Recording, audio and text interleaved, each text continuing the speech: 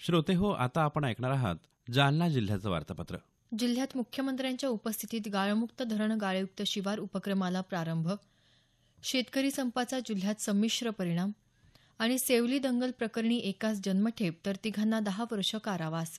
या आणि इतर घडामोडींविषयी ही माहिती. जालना जिल्ह्याच्या जाफराबाद तालुक्यात शिंदी या गावी मुख्यमंत्री देवेंद्र फडणवीस यांच्या उपस्थितीत गाळमुक्त धरण गाळयुक्त शिवार उपक्रमाला प्रारंभ झाला. तलावातून गाळ वाहून नेणाऱ्या वाहनांना मुख्यमंत्र्यांनी हिरवा झेंडा दाखवला. आपल्या या दौऱ्यात मुख्यमंत्र्यांनी जालना जिल्ह्यातल्या विविध विकास कामांचा जाफराबाद तहसील कार्यालयात आढावा घेतला. राज्य शासनाच्या महत्वाकांक्षी योजना तसंच शाश्वत पाण्यासाठी राबवण्यात येत असलेल्या योजनांची कामं मिशन मोडवर राबवण्याचे निर्देश मुख्यमंत्र्यांनी दिले. जाफराबाद तालुक्यात गटशेती करणाऱ्या शेतकऱ्यांशी मुख्यमंत्र्यांनी संवाद साधला. जिल्ह्यातला आदर्श ग्राम खासगाव इथं उज्ज्वला योजनेअंतर्गत प्रातिनिधिक स्वरूपात गॅस जोडणीचं वाटप करून मुख्यमंत्र्यांनी जलयुक्त शिवार, स्वच्छ भारत, प्रधानमंत्री आवास आदी योजनांतर्गत झालेल्या कामांची पाहणी केली. रोजगार हमी योजनेअंतर्गत सुरू असलेल्या कामांना भेट देऊन मुख्यमंत्र्यांनी कामगारांशी संवाद साधला. जालना शहरातल्या 128 कोटी रुपये योजनेच्या जलवाहिनी टाकण्याच्या कामाचं भूमिपूजनही मुख्यमंत्र्यांच्या हस्ते करण्यात आलं. नागपूर मुंबई समृद्धी महामार्गालगत जालना आणि बदनापूर तालुक्यात 25 गावातल्या शेतजमिनी संपादित होणार आहेत.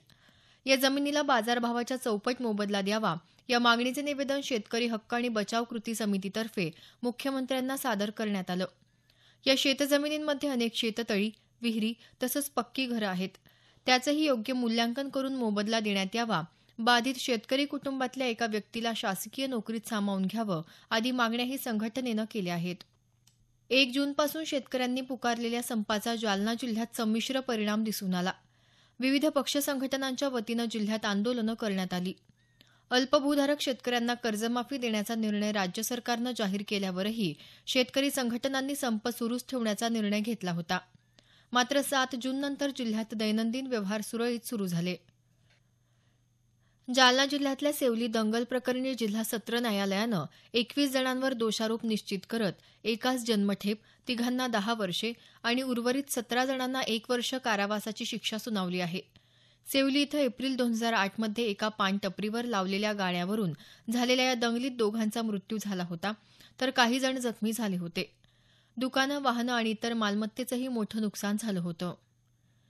जिल्ह्यात पूर्वमोसमी पावसानं जोरदार हजेरी लावली. वादळी पाऊस आणि गारपिटीसह झालेल्या या पावसामुळे अनेक फळबागांचं नुकसान झालं. पालकमंत्री बबनराव लोणीकर यांनी फळबागांची पाहणी करत नुकसानाचे तात्काळ पंचनामे करून अहवाल सादर करण्याचे निर्देश दिले. दरम्यान काही शेतकऱ्यांनी यावेळी लोणीकर यांच्याशी संवाद साधत सरकारच्या प्रस्तावित अल्पभूधारक शेतकऱ्यांना कर्जमाफीच्या निर्णयाचं स्वागत केलं. लोणीकर यांच्या हस्ते मंठा तालुक्यात बरबडा इथं प्रकल्पबाधित शेतकऱ्यांना संपादित जमिनीच्या मोबदल्याचं वाटप करण्यात आलं. शेतकऱ्यांच्या संपादित जमिनीचा योग्य मोबदला मिळवून देण्यासाठी शासन प्रयत्नशील असल्याचं लोणीकर यावेळी म्हणाले. जालना शहरातली प्रलंबित विकास कामं तातडीने पूर्ण करण्याचे निर्देश पशु आणि दुग्धव्यवसाय राज्यमंत्री अर्जुन खोतकर यांनी संबंधित अधिकाऱ्यांना दिले आहेत. जालना जिल्ह्याच्या परतूर तालुक्यातल्या आष्टीसह आसपासच्या 16 गावांच्या सर्वांगीण विकासासाठी राष्ट्रीय रुर्बन मिशन अंतर्गत 185 कोटी रुपये मंजूर करण्यात आले आहेत. जिल्ह्याचे पालकमंत्री बबनराव लोणीकर यांनी ही माहिती दिली. 12वीच्या परीक्षेत जिल्ह्यात उत्तीर्ण मुलींचं प्रमाण गतवर्षीपेक्षा 2% वाढलं असून यावर्षी 92.5 मुली उत्तीर्ण झाल्या आहेत. मुलांची टक्केवारीही यंदा 1% वाढून ती गेल्या वर्षीच्या 85% वरून 86% पोहोचली आहे. मागील 6 वर्षांपासून जिल्ह्यात कॉपीमुक्ती अभियान राबवण्यात येत असून यामुळे जिल्ह्याची शैक्षणिक गुणवत्ता वाढत आहे. आताच आपण जालना जिल्ह्याचं वार्तापत्र ऐकलं.